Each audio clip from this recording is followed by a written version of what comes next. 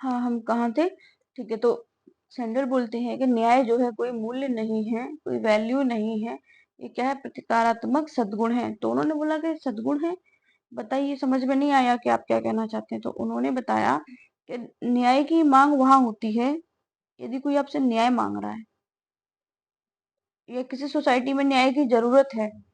तो क्यों है? क्योंकि वहां पर न्याय की आवश्यकता है या लोगों को न्याय मिल नहीं रहा, या फिर वहां पर क्या है, परोपकार के गुणों का अभाव है। परोपकार के गुणों का अभाव है। जब लोग मिलजुल कर रहेंगे रहेंगे ठीक है, तो अधिकारों की मांग ही नहीं उठेगी। कोई कोई अधिकार मांगेगा ही नहीं। क्यों? क्योंकि उनको इजिली अपने काम को करने का मौका मिल रहा है, अपने अधिकार उनको बिना मांगे मिल रहे हैं। ठीक है, तो वो कह रहे हैं कि न्याय की जरूरत तो तब पड़ती है ना कि जब आप कोई सोसाइटी है वहाँ क्राइम हो रहा है, तो लोग कहेंगे कि नहीं, हम यहाँ ठीक से नहीं रह पा रहे हैं और हमें न्याय चाहिए। तो वो कहते हैं कि न्याय ये मांगने वाला वो है, एक गुण है, सद्गुण है। न्याय यदि कोई मांग रहा है तो इसका मतलब ये है कि सोसाइटी अच्छी नहीं है। ठीक है, वहां लोग मिलजुल कर नहीं रह रहे हैं। तो कहते हैं कि न्याय इस टाइप का न्याय है, ये कोई मूल्य नहीं है कि खुद से आ गया। अब आप एक चीज देखेंगे कि न्याय जो होता है, ये थिंकर्स जो है ना, ये कोई भी न्याय की सटीक परिभाषा नहीं देता। देखो, प्लेटो के अकॉर्डिंग न्याय अलग हो गया, अरस्तु के अकॉर्डिंग अलग हो गया, सबके अकॉर्डिंग न्याय अलग है। तो इन्होंने क्या बोला कि न्याय प्रतिकारात्मक सद्गुण है, और न्याय जो है मांगा जाता है और ये अच्छी बात नहीं है। क्योंकि मांगा जा रहा है तो इसका मतलब क्या है कि सोसाइटी में कुछ अच्छा नहीं हो रहा। बोलते हैं कि न्याय जो है ना, न्याय जहां मांगा जा रहा है तो मानो कि वहां संघर्ष हो रहा है। जितनी न्याय की मांग बढ़ रही है उतना क्या है, संघर्ष हो रहा है। यानी कि न्याय मांगना अच्छी बात नहीं है। ठीक है, अब हम चलेंगे नेक्स्ट थिंकर की ओर। नेक्स्ट थिंकर है हमारे वोल्जर, माइकल वोल्जर है। पेन सिलेक्ट कर लूं मैं, जस्ट अ मिनट। पिंक, वोल्जर, पिंक पिंक पेन। ओके, तो नेक्स्ट थिंकर है हमारे थर्ड जो है वोल्जर। अब इन्होंने क्या बोला ये भी हम देख लेते हैं।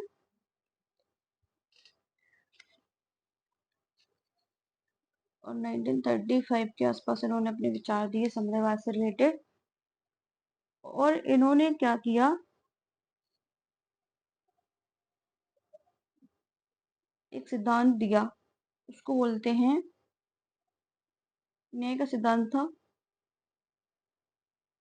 जटिलता सिद्धांत। क्या? जटिलता सिद्धांत। इन्होंने प्रारंभ कहाँ से किया था? उदारवादी बहुलवादी, ये ध्यान रखना है, क्या? बहुलवादी से प्रारंभ किया। इनकी बुक है, अब ये सिद्धांत मैंने आपको अभी जस्ट एक ओवरव्यू दिया हुआ है, एक्सप्लेन करूंगी मैं इसको। बुक है, इनकी बुक का नाम क्या है? Sphere of justice. Sphere of justice 1983 में लिखी। अगेन ये बहुत इंपॉर्टेंट है। ठीक है, इन्होंने बोला न्याय के लिए क्या बोलते हैं कि न्याय जो है ना, न्याय क्या है, कोई सार्वभौमिक नियम नहीं है। मैंने अभी आपको पिछली स्लाइड में बताया था कि जितने भी थिंकर्स हुए, उन्होंने अपने अपने मन से न्याय को परिभाषित किया। कि जैसे प्लेटो ने बोला कि न्याय क्या है, कि सोसाइटी में 3 वर्ग होते हैं और वो आपस में अपना अलग अलग काम करें, यही न्याय है। ठीक है, उन्होंने उनके लिए एक एक गुण बता दिया। फिर अरस्तु ने कुछ और बता दिया। तो इसी तरह ये बोलते हैं कि न्याय जो है ना, कोई सार्वभौमिक नियम नहीं है। ठीक है, क्या बोलते हैं, यूनिवर्सल लॉ, लॉ नहीं है न्याय, है ना, यूनिवर्सल लॉ नहीं है या कॉन्सेप्ट नहीं है। ये बोलते हैं कि न्याय जो है ना, भिन्न भिन्न होता है। और कैसा होता है? भिन्न भिन्न, अलग अलग टाइप का होता है। जैसे कि न्याय के कितने टाइप हो गए? सामाजिक न्याय अलग हो गया। वो कहते हैं सबको मिलाओ मत, न्याय में भी कैटेगरीज हैं, है ना। सामाजिक न्याय हो गया, आर्थिक हो गया और राजनीतिक हो गया। आप पॉलिटिक स्टूडेंट हैं, पॉलिटिकल साइंस के, तो आपको इनका मीनिंग अच्छे से पता होगा। सामाजिक न्याय, आर्थिक और राजनीतिक न्याय हो गया। वो कहते हैं कि ये सब एक नहीं है, ये सब अलग अलग हैं। और इसके बाद में वो अपना जो है कॉन्सेप्ट देते हैं, जो काफी इम्पोर्टेंट है, वो है, वो कहते हैं, वोल्जर क्या कह रहे हैं? वोल्जर कह रहे हैं कि एक होती है सरल समानता, एक होती है जटिल समानता। अब वो ऐसा क्यों कह रहे हैं? वो कह रहे हैं कि ये जो न्याय का कॉन्सेप्ट है ना, ये आप कहीं भी अप्लाई ऐसे ही मत करो कि सबको न्याय दे दो, सबको सब लोग न्याय की मांग कर रहे हैं, सोसाइटी अच्छी हो जाएगी। अ, इस प्रकार से न्याय को आप मत बांटो। वो कहते हैं कि न्याय को बांटने के लिए मैं आपको दो टाइप बताता हूँ। क्या? एक होती है सरल समानता, एक होती है जटिल समानता। ठीक है। अब सरल समानता क्या हो गई? वो कहते हैं ये तो हो गया आपका आदिम समाज। क्या हो गया? आदिम समाज।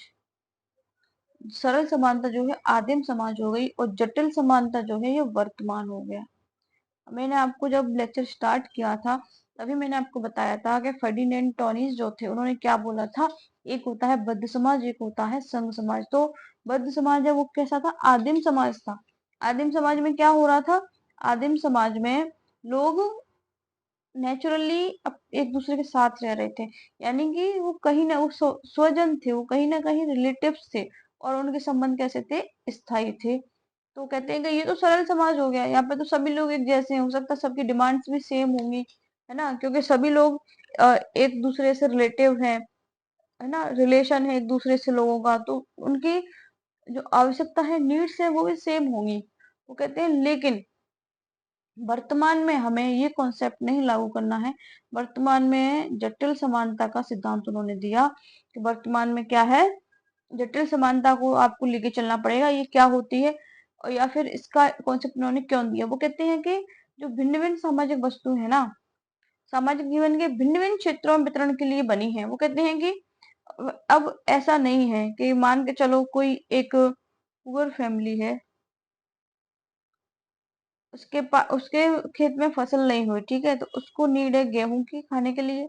दूसरी फैमिली है पुअर फैमिली, सोसाइटी के अंदर एग्जाम्पल है ये। तो कहते हैं कि उसके वहाँ ठीक है, फसल तो है, उसके पास गेहूं तो है, उसको है सब्जी की नीड। तीसरी है, उसके पास ये सारी चीजें भी हैं, और उसको है एक किसकी? घर की नीड। तो वो कहते हैं कि जिसको जैसी नीड है ना, आप उसको वैसी चीजें दो। ऐसा नहीं कि आप चले सामाजिक न्याय देने सबको, अरे सबको सामाजिक न्याय की नीड नहीं है। आर्थिक न्याय आप सबको देने चले, नहीं है। राजनीतिक न्याय सबको देने चले, राजनीतिक न्याय क्या? मान के चलो वोटिंग राइट्स है, ठीक है, वोट डालने का अधिकार है हमें। वो कह रहे हैं कि कोई व्यक्ति है, एक को तो पहले से ही अधिकार मिला हुआ है ना, दूसरे को चाहिए तो उसको आप दे दो। और आप कहोगे नहीं, हम इसके साथ में इसको भी इसको मान के चलो वन, पहले से वोटिंग राइट मिला हुआ है, इसको चाहिए तो आप इसको दो ना, उसको इक्वल करो, वन करो। अब पता चले कि नहीं, हम तो समान वितरण करेंगे न्याय का, तो हम एक राइट इसको और एक इसको देंगे, तो इसके पास तो ज्यादा हो गया ना, इसके पास तो कम रह गया। ठीक है, वोटिंग राइट ले लो या कोई भी चीज आप एग्जाम्पल के तौर पे ले सकते हो। तो वो कहता है कि नहीं, जिसको जैसी जरूरत है हमें वैसे ही चीजों का वितरण करना चाहिए। ये है इनका न्याय सिद्धांत। क्या है? न्याय सिद्धांत। इस सिद्धांत को आप आज के आरक्षण वाले मैटर से जोड़कर भी देख सकते हैं। कैसे? देखिए, वो कह रहे हैं कि जिसको जैसी नीड है वैसा दो आप। ठीक है, अब मान के चलो एक्स है और एक है वाई ना। अब एक्स के पास सारी पहले से सुविधाएं थी, एक्स अच्छे कॉन्वेंट स्कूल में पढ़ा, ये एकदम बेकार स्कूल में पढ़ा। ठीक है, कोई ऐसा कोई गवर्नमेंट बेकार सा स्कूल हो, गवर्नमेंट स्कूल हमेशा बेकार नहीं होते, बट आप मान के चलो। ठीक है, अब इनको किसी एग्जाम की तैयारी करनी है, अब ये तो पहले से ही सारी चीजें वहां पढ़ के आ गया। अब इसको आगे बढ़ाने के लिए, या फिर आप मान लो कि ये कोई बैकवर्ड क्लास का है या कोई ये ट्राइब्स का व्यक्ति है, ठीक है, तो इसके पास इतनी सुविधाएं नहीं थी बचपन में। तो इसको आगे बढ़ाने के लिए हमें क्या करना पड़ेगा, थोड़ा पुश करना पड़ेगा, और इसको कुछ ना कुछ हमें एक्स्ट्रा बेनिफिट्स देने पड़ेंगे। क्या? एक्स्ट्रा। तभी तो ये यहाँ तक आ पाएगा, नहीं कैसे आ पाएगा। अब आप सोचोगे आपने इसको एक्स्ट्रा दे दिया, अब आप इसको भी एक्स्ट्रा दे दो, तो ये यहाँ इसका जो कंपटीशन है, ये कहाँ रह जाएगा, ये तो आसपास भी नहीं भटक पाएगा। तो आप इस तरह से समझ सकते हैं कि जिसको जरूरत है आप उसको दो, ठीक है। जैसे आरक्षण की नीड जो है पिछड़ी जातियों को है, जिनके पास इतने रिसोर्सेस नहीं थे कि वो आगे बढ़ पाए, तो उनको आगे वो यहाँ है, मान के चलिए ये एक, ठीक है, यहाँ तक रेस तय करके किसी को जाना है, पिछड़ी जाति ऑलरेडी यहाँ है, और है ना, वर्तमान में कोई अदर है वो यहाँ है। पहले भाई इसको यहाँ तक पुश तो करो, यहाँ तक तो लाओ उसको, तब तो वो उसके साथ भागेगा। तो वो इनका कहना है कि जिस व्यक्ति के पास में जिस चीज की कमी है उसको वो दो। और ये कहते हैं कि प्रत्येक क्षेत्र की अखंडता है, यानी कि प्रत्येक एरिया अलग अलग है, आप सबको मिक्स मत करो, अतिक्रमण मत करो, ठीक है, ओवरलैप मत करो चीजों को। सामाजिक न्याय अलग रहने दो, आर्थिक अलग, राजनीतिक अलग रहने दो। ये क्या बोलते हैं, विकेंद्रीकृत लोकतंत्र समाजवाद में इनकी आस्था है, ये मान के चलो, ठीक है। अब इनकी आलोचना भी की है लोगों ने। आलोचना में लोग क्या कहते हैं कि ये तो न्याय से विमुख लोगों को न्याय की ओर प्रेरित कर रहे हैं। यानी कि आलोचना में लोग क्या आलोचना किसकी कर रहे हैं, वॉलजर की करे। भाई जिसको न्याय के बारे में पता ही नहीं है, जिसको चाहिए ही नहीं न्याय, आप जबरदस्ती उसको न्याय की तरफ ढकेल रहे हो कि नहीं इसको न्याय दो, इसको न्याय दो। ये क्या है, वॉलजर की आलोचना हो गई, ठीक है। अब हम नेक्स्ट का देख लेते हैं, लास्ट है हमारे। मुझे उम्मीद है आप लोगों को समझ में आ रहा होगा। यदि आपको नहीं समझ में आए तो आप कमेंट करके बता सकते हैं। नेक्स्ट है हमारे चार्ल्स टेलर।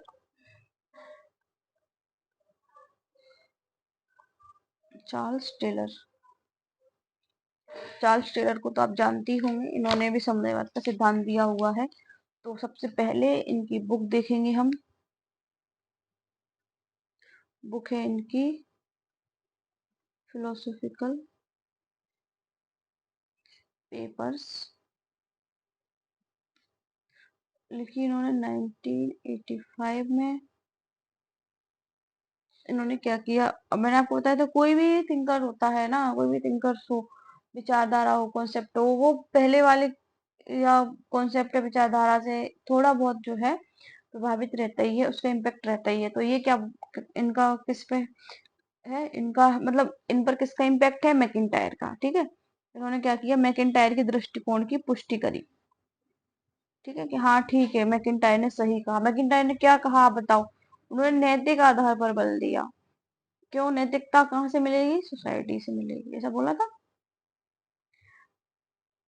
दूसरा इन्होंने क्या किया, उदारवाद का बताओ, उदारवादी धारणा का पुष्टि करी होगी कि क्या किया होगा, आलोचना करी, प्रहार किया। ये तो हर समुदायवादी विचारक को करना ही करना है। अब क्यों किया, देखो, ये कहते हैं कि जो उदारवाद में क्या होता है, अब इन्होंने सबने अपने अलग अलग रीजन दिए, लेकिन उदारवाद की धारणा या रॉल्स के सिद्धांत की आलोचना करी, इन्होंने अपने अलग अलग रीजन दिए। ये कहते हैं उदारवाद जो है ना, स्वायत्त चयन करता है,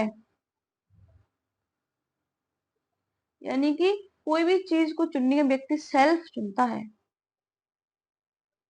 कैसा, सेल्फ चुनता है व्यक्ति उसको। जैसे कि मान के चलो किसी व्यक्ति को पढ़ने के लिए एक अच्छे कॉलेज का चुनाव करना है, तो उदारवाद में क्या होगा, वो व्यक्ति खुद से डिसाइड करेगा कि मुझे कहाँ पढ़ना है, क्या है, मुझे कहाँ पढ़ना है और कौन सा कॉलेज मेरे लिए बेस्ट है। तो ये तो हो गया उदारवाद। अब उसने फैमिली से डिस्कशन किया, उसके बाद में डिसाइड किया, ये हो गया समुदायवाद। ठीक है, अब इसके बाद में बोलते हैं, एक चीज बताते भी हैं, कौन, टेलर बताते हैं कि मुक्त चयन करने वाले वयस्कों के समूह के सच्चे समुदाय का सृजन नहीं होता समूह से। तो ये आप ऐसी कैसी याद करो, ये लाइन आ सकती है, मुक्त चयन करने वाले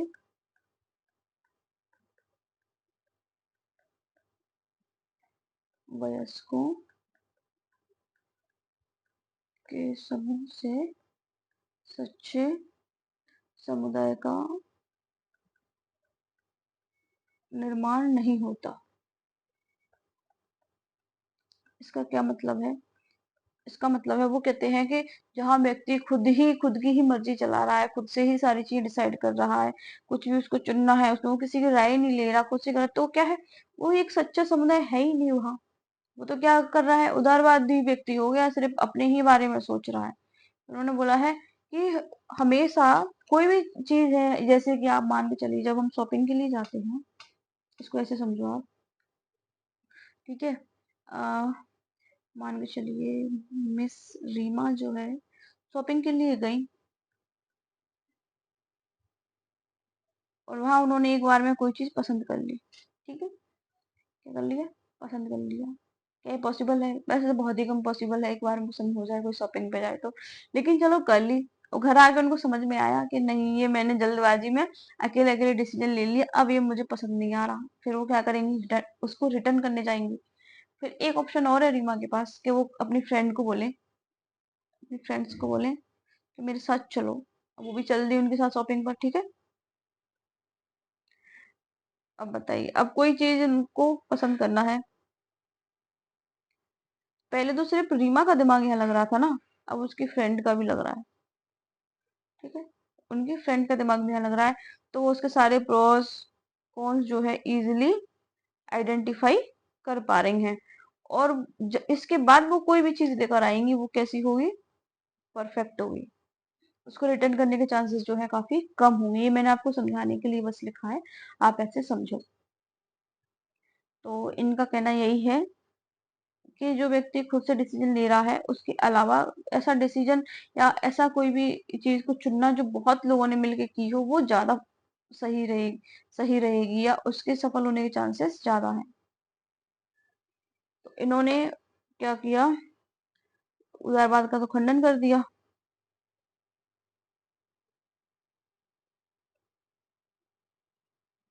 उदारवाद का खंडन हो गया। ओके, अपना सिद्धांत दे दिया कि नहीं, उदारवाद उदारवाद का खंडन किस चीज को लेके किया, चयन को लेके, कि व्यक्ति खुद से चयन करता है। उन्होंने बताया कि उदारवाद जो है ना, परमाणुवादी है, परमाणुवादी प्रतिरूप है। ये क्या होता है, इसमें रहता है कि व्यक्तियों का एक ऐसा समुच्चय मान लो आप, जिसमें वो खुद अपने सेल्फ की रक्षा करता है, मतलब सेल्फिश होता है, वो अपने सेल्फ के बारे में बस वो सोचता है, और कुछ उसको किसी से कोई लेना देना नहीं है। जैसा कि न्यूक्लियर हो गया ये, ठीक है, अपने बारे में बस सोचता है वो। और वो टेलर क्या कहते हैं कि व्यक्ति जब समुदाय में रहेगा ना, समुदाय में रहेगा, तभी अपने शुभ की पहचान कर पाएगा। शुभ मतलब मेरे लिए क्या गुड है, और ऐसा क्यों, क्योंकि समुदाय में बहुत लोग होते हैं, ठीक है, जो कि उसकी डिसीजन लेने में, डिसीजन मेकिंग में क्या करते हैं, हेल्प करते हैं। ठीक है,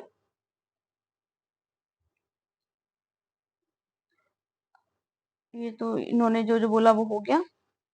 अब ये बताते हैं कि एक तो अच्छे से एक उपयुक्त विकल्प हम चयन कर पाएंगे, क्योंकि ज्यादा लोगों ने चयन किया, उपयुक्त विकल्प चयन। ठीक है, और बोलते हैं कि जो स्टेट होता है ना, यदि वो न्यूट्रल है, ये क्या करते हैं, न्यूट्रल स्टेट का विरोध करते हैं। क्यों? क्योंकि उसमें समुदाय की भावना ही नहीं होगी। स्टेट कहेगा मुझे क्या करना है, जिसको जो करना है करे। तो फिर व्यक्ति क्या करेगा, सेल्फ की साइड भगेगा, सेल्फ से वो कहाँ पहुंच जाएगा, उदारवाद। जबकि ये क्या कहते हैं कि नहीं, स्टेट को इन्वॉल्व होना चाहिए, तभी समुदाय की भावना आएगी। अब इनकी एक और बुक है, इन्होंने इस बुक के अंदर भी कुछ चीजें लिखी हैं, तो ये भी हमें देखना पड़ेगी। एक और बुक है इनकी, देखो, sources sources of the self, क्या सोर्सेस ऑफ द सेल्फ, ये इन्होंने लिखी है 1989 में। अब इसमें देखो, आप एक चीज बताओ, पहले चलो मैं आपको एक एग्जांपल देती हूँ। जैसे हम सभी लोग कंपटीशन की तैयारी कर रहे होते हैं, ठीक है, किसी एग्जाम की तैयारी कर रहे हैं, हम मॉक देने जाते हैं, टेस्ट मान लो, है ना, मॉक देने गए, तो वहां पर हमें पता चला कि हमारे 100 में से कितने मार्क्स आ रहे हैं, 70, दूसरे के आ रहे हैं 80, एक के आ गए 90, एक के आ गए 30। तो इससे क्या पता चलेगा? इससे हमें पता चलेगा कि हम कितनों से आगे हैं, कितनों से पीछे हैं, ये चीज हमें पता चलेगी। यानी कि हम दूसरों को देखकर अपना मूल्यांकन कर रहे हैं। क्या कर रहे हैं? दूसरों को देखकर अपना मूल्यांकन कर रहे हैं। और यही नहीं, हम सोसाइटी में भी जहाँ रहते हैं ना, हम देखते हैं अरे उसने इतना बड़ा घर बना लिया, मेरे पास तो छोटा घर है, और हम उसको देखकर ये सोचते रहते हैं, और अपनी जो पोजीशन है ना, उसको देखते हैं कि हम आज कहाँ हैं, और हम ये कोशिश करते हैं कि नहीं, हमें इसके जैसा बनना है, कल हमें यहाँ पहुंचना है, ठीक है। तो ऐसा ही जो है चार्ल्स टेलर बोलते हैं कि मनुष्य अपना और सहचरों का मूल्यांकन करते हैं। यानी कि अपने साथ रहने वालों का क्या करते हैं? लगातार मूल्यांकन करते हैं। मूल्यांकन इसलिए नहीं कि उन्हें किसी की आलोचना करनी है, क्रिटिसाइज करना है, इसलिए कि वो खुद में चेंजेस ला सकें, ठीक है। और लगातार क्या करते हैं? वो सदजीवन की तलाश करते हैं। क्यों? यदि किसी को हम देख रहे हैं, तो फिर हम सोचेंगे कि यार, मान के चलिए कोई असिस्टेंट प्रोफेसर बन गया, उनको देख के हम सोचेंगे कि नहीं, हमें भी बनना है, और लेकिन बनने के लिए हमें खुद में क्या चेंज लाने, हम वो करेंगे। और ऐसा हम क्यों करेंगे? क्योंकि हमें एक अच्छा जीवन चाहिए। तो वो कह रहे हैं कि सदजीवन के लिए व्यक्ति ऐसा करता है कि स्वयं के काम को परखता है, ठीक है, परखता है ना कि मैं ऐसा कर भी रहा हूँ कि नहीं, और यदि नहीं कर रहा हूँ तो सजगता लेगा आगे के लिए, अरे मुझे ये गलती नहीं करना, मुझे, मैं ये गलती करूंगा तो असिस्टेंट प्रोफेसर नहीं बन पाऊंगा, मुझे ऐसा नहीं करना, ठीक है। तो इसका आप वो सेंस समझिए। वो कहते हैं कि ये तो सारी हिस्टोरिकल चीज हो गई कि एनालिसिस कर रहा है, सब वो कर रहा है, लेकिन आप जो एक्शन लोगे ना, एक्शन, क्योंकि ये सब देख लिया आपने, तो फिर आपको एक्शन तो लेना ही पड़ेगा ना। इसके लिए आपके अंतर्मन से आवाज आएगी। क्या, कहाँ से आएगी? अंतर्मन से आवाज आएगी, ठीक है। तो अब बस इसमें आपको क्या याद रखना है? पहले तो वो कहते हैं डिसीजन मेकिंग जो है सोसाइटी में अच्छा होता है, क्योंकि वहाँ एक से ज्यादा लोग डिसीजन लेने वाले होते हैं। दूसरा, ये बोलते हैं कि व्यक्ति जो है लगातार एक दूसरे को देखकर अपना मूल्यांकन करता है। जैसे कि हमने देखा कि असिस्टेंट प्रोफेसर बनने के लिए हमने किसी असिस्टेंट प्रोफेसर को देखा, ठीक है, फिर उनको देख के हमने सोचा कि अच्छा, इन्होंने क्या किया होगा, पढ़ाई की होगी, तो हम खुद में चेंज लाएंगे। पहले हम पढ़ नहीं रहे थे, अब हम पढ़ने लगेंगे। और लेकिन ऐसा हम क्यों कर रहे हैं? क्योंकि हमें एक अच्छा जीवन चाहिए ना। और हमने देखो खुद को परख लिया कि हम कहाँ गलती कर रहे थे, हम पढ़ नहीं रहे थे, और हमने एक्शन लेना स्टार्ट कर दिया। और आगे के लिए भी हम क्या है, सजग हो गए कि ऐसी गलती अब हम दोबारा नहीं करेंगे कि हम पीछे रह जाएं और हम एपी बन ना पाए, ठीक है। तो ये इनका चार्ल्स टिलर का व्यू था, जो कि मैंने आपके आगे बता दिया। तो हमें मेनली चार ही जो थिंकर्स हैं, उन्हीं को देखना है, उनकी बुक देखना है। चारों थिंकर की एक एक दो दो बुक थी, ठीक है, तो ये हमें देखना है। तो आज का लेक्चर यहीं हम एंड करते हैं। अगला टॉपिक लेके आएंगे, और हम कोशिश करेंगे कि हम जल्दी से जल्दी सारी चीजें फिनिश कर दें। Thanks for watching.